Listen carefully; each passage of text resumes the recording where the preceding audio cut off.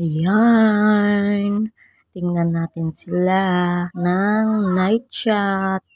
Ayan, ang ganda-ganda nitong aking blue cloud din. Ayun si Lotus. Kitang-kita yung kanilang parina. Ayan, ang ganda nila kahit sa gabi.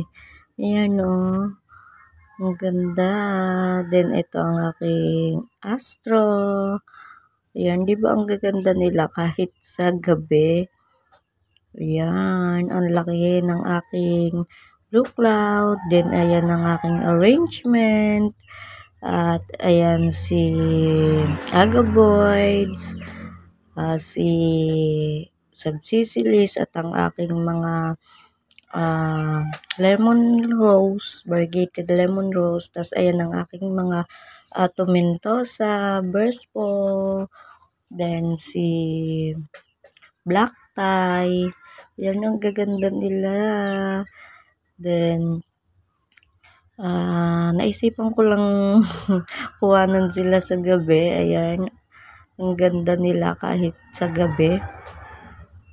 Diba? Ang ganda nila. Then, ito tayo sa kabila.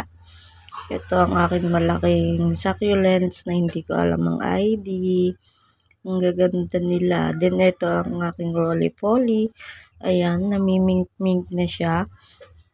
Ang kintab ng kanyang color. Then, ito si Maria Red Tips. Ayan, ang ganda. Ang gaganda nila. Kahit sa gabi, diba? O, avocado cream. Ito, red na siya. Ang aking Cestar. Ayan. Diba, ang gaganda nila. Ito si Heart Choice. Bumuka na siya. Then, si nakalimutan ko na yung ID niya. Ito ang aking hybrid Lola. Then, ang aking afterglow ng Kinis. Ayan, matakaw siya sa water. Then, ito si Hakoho na magki-crested. At ang aking Opalina.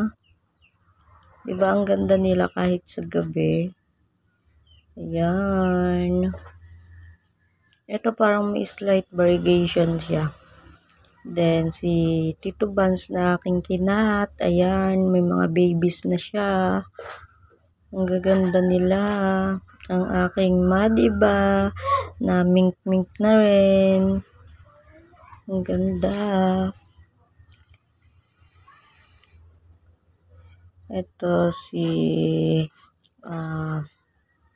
Cheesecake. Ayan, cheesecake. Ang ganda nila.